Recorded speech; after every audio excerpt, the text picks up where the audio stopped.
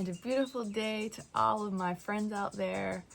Today we are doing the Lessons of A Course in Miracles, and it is our lucky day. We are doing lesson number 77. 7 is my lucky number, double sevens. It's also, if you're watching this today, St. Patrick's Day, so may the luck of the Irish be with you. And today is day 16 of my 21-day water fast. And I guess that makes me lucky too. Actually, I feel really lucky because my nails are like amazing. They're kind of shiny and everything's really firm and not brittle, and I don't know, they just look prettier. I guess that's what water can do for you. Okay, so let's get into lesson number 77. Here we go. I am entitled to miracles. You are entitled to miracles because of what you are. You will receive miracles because of what God is. And you will offer miracles because you are one with God. Again, how simple is salvation? It is merely a statement of your true identity. It is this that we will celebrate today. Your claim to miracles does not lie in your illusions about yourself. It does not depend on any magical powers you have ascribed to yourself, nor on any of the rituals you have devised. It is inherent in the truth of what you are. It is implicit in what God your Father is. It was ensured in your creation and guaranteed by the laws of God. Today, we will claim the miracles which are your right, since they belong to you. You have been promised full release from the world you made. You have been assured that the kingdom of God is within you, and you can never be lost. We ask no more than what belongs to us in truth. Today, however, we will also make sure that we will not content ourselves with less. Begin the longer practice periods by telling yourself quite confidently that you are entitled to miracles. Closing your eyes, remind yourself that you are asking only for what is rightfully yours. Remind yourself also that miracles are never taken from one and given to another, and that in asking for your rights, you are upholding the rights of everyone. Miracles do not obey the laws of the world. They merely follow from the laws of God. After this brief introductory phase, wait quietly for the assurance that your request is granted. You have asked for the salvation of the world and for your own. You have requested that you be given the means by which this is accomplished. You cannot fail to be assured in this. You are but asking the will of God be done. In doing this, you do not really ask for anything. You state a fact that cannot be denied. The Holy Spirit cannot but assure you that your request is granted. The fact that you accepted must be so. There is no room for doubt and uncertainty today. We are asking a real question at last. The answer is a simple statement of a simple fact. You will receive the assurance that you seek. Our shorter practice periods will be frequent and will also be devoted to a reminder of a simple fact. Tell yourself often today, I am entitled to miracles. Ask for them whenever a situation arises in which they are called for. You will recognize these situations. And since you are not relying on yourself to find the miracles, you are fully entitled to receive it whenever you ask.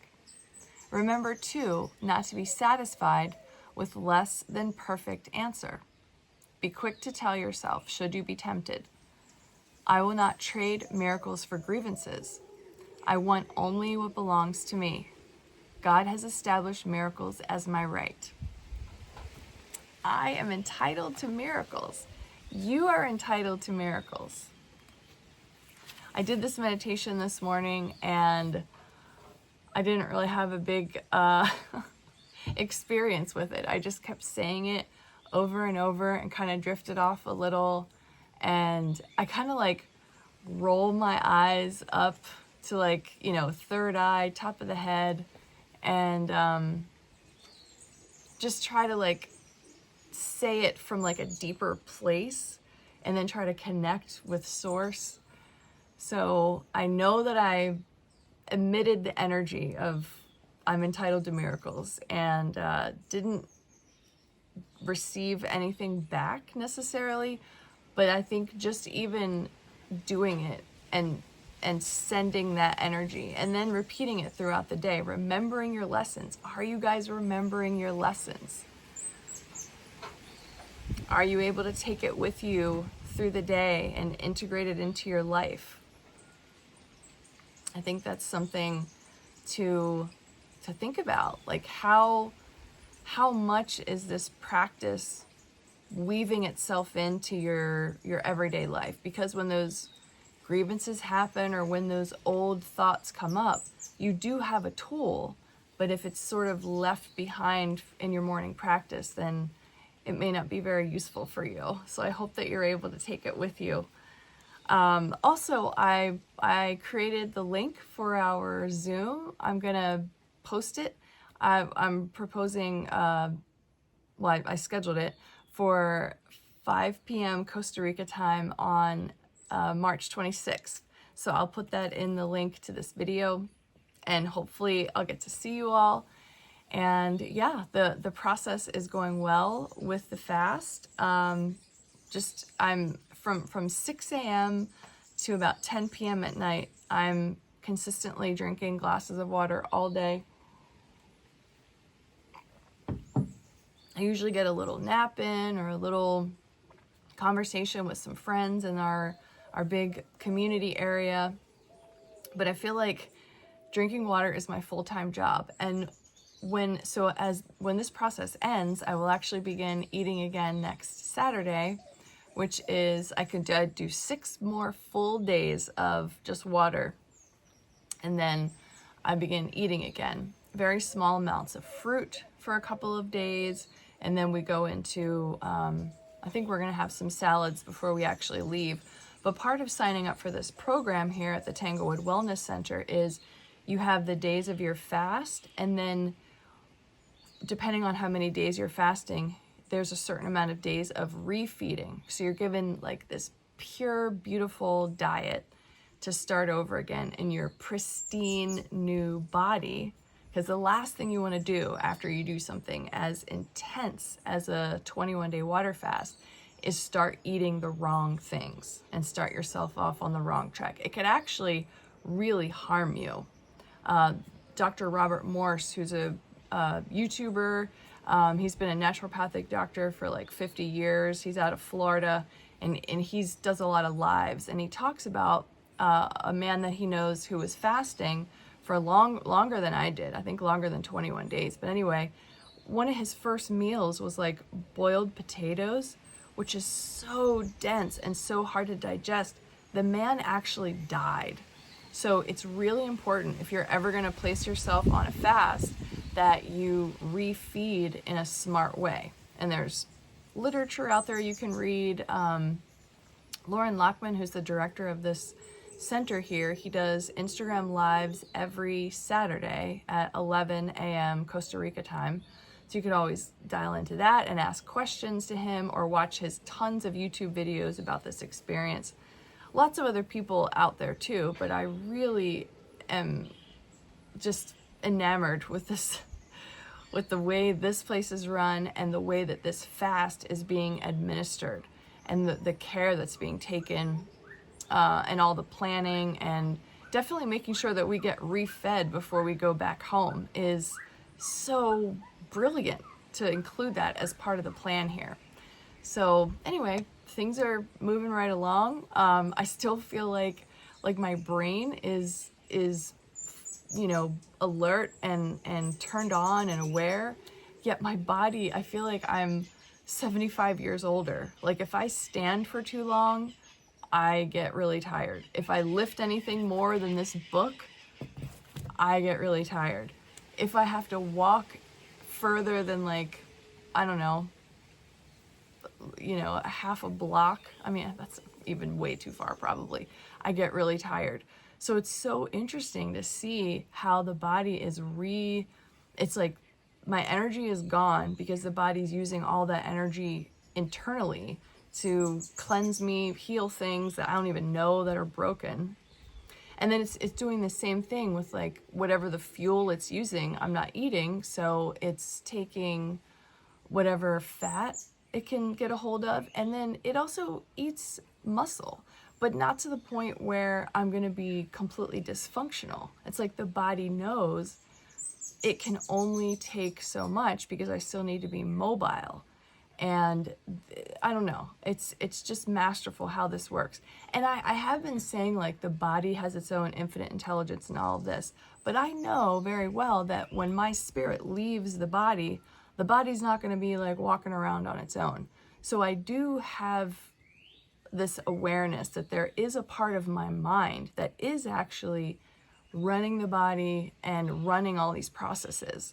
So it's not like the body is a separate thing that has its own intelligence. My mind is really the manager, but it's not my conscious mind at all. I mean, imagine if every piece of food you ate, you had an awareness of it going down your esophagus, down, down, down into your stomach and going through all the processes. You'd be mad if you had awareness of all of that. So there's a part of your mind that's kind of like, you know, off to the side, it doesn't need your observation, let's say.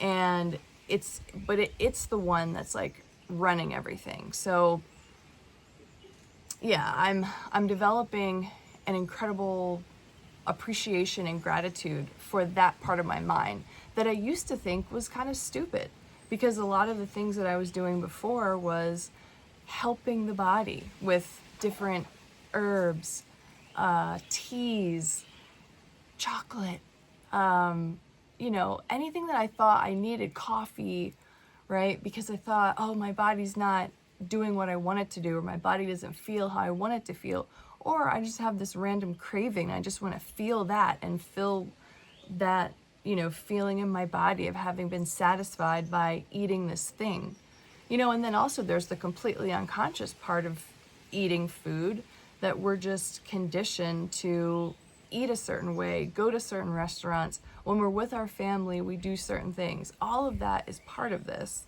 you know, but the processes that happen within the body when the body is not given any food and just given water, it's really amazing. So I was telling you, my nails are feeling good. I mean, is that huge? Is that worth 21 days of fasting for your nails to be better? I don't know. I'm noticing there are spots on my body where I had varicose veins that are disappearing. Now here's the main reason why I'm here though. I want to remove old hardened waste from my small intestine, and I've lost a good amount of weight now. I'm super slender. And when I'm lying in bed at night, I just put my hands on my belly and I can feel literally like little logs moving through my small intestine, moving slowly, like as if, you know, maybe like an inch or so, but I'm rehydrating all this matter that was basically stuck on the walls of the small intestine. So according to Lauren, whenever we eat dehydrating foods, there's a good chance that some of it doesn't process all the way through. It just gets stuck on the walls of the intestine, because chances are for your whole life you have eaten less than ideal many times. You know, the standard American diet has lots and lots of things that are just not ideal diet for man. So anyway, the food gets stuck in your small intestines. And what I am literally feeling with my hands every night, and I haven't eaten anything obviously, is there is stuff that is moving in my small intestines. Now, one thing I want to say to you is, those of you who get like colonoscopies and whatnot, the colon is one part of your body. It's like your large intestine, but you cannot see in the small intestine. Even if an endoscopy is done where there's a camera that goes down, it can only see like the maybe early part of your small intestine. This thing is 25 feet long. So there could be stuff in there that is just unseen by any, physician's camera angle. And I believe now, after spending time here, listening to Lauren lecture, and also reading Arnold Ehret's books, and just kind of my own common sense coming to me, is like, there's toxic matter inside of the body. And I believe that that is the cause of all disease. All disease. I have a really strong opinion now about viruses and how I don't really believe in them anymore. And as far as bacterial infections and things like that, what I'm beginning to understand is your body has trillions, tens of hundreds of trillions of bacteria, and they all have some kind of a job to do. What if none of them are bad? What if we've just been misled in order to purchase medicines our whole lives? And the body has this sort of intact ability to cleanse and heal itself, but we just have to have the patience and the respect for it and not try to fix the symptoms as the body's going through its healing process. So anyway, long story short, I haven't had a bowel movement yet, but from what I understand after a testimony yesterday is that what is going to come out is probably going to be uncomfortable and pretty hard, very dehydrated, black, probably very smelly, and clearly and obviously different than regular poops. So when I did my 40 days of juicing last summer, I eliminated a lot of material, but it wasn't hard. It was definitely had the shape of the small intestine, but I think I was just constipated, and that was more current, sort of left behind, uneliminated waste. I don't know that I was quite at the mucoid plaque level back then, but I did clean out a lot. Probably like 10 pounds of stuff came out of me over a 2-week period. Also, not eating any solid food. So again, the body, if given the chance, will do a lot of eliminating, but you just have to make the time, have the patience, have the respect for the process. So anyway, I highly recommend checking out Tanglewood Wellness Center.